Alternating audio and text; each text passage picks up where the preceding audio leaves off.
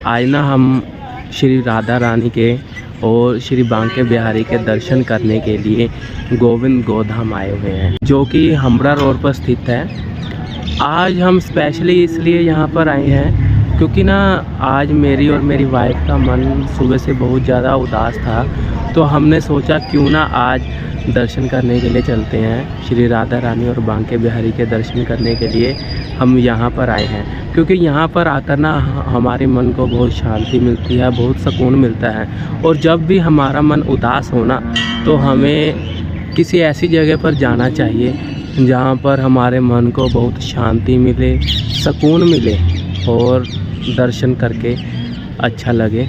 छोटी सी झलक मैं आपको दिखाता हूँ श्री गोविंद गोधाम की। तो दोस्तों, ये है श्री गोविंद गोधाम।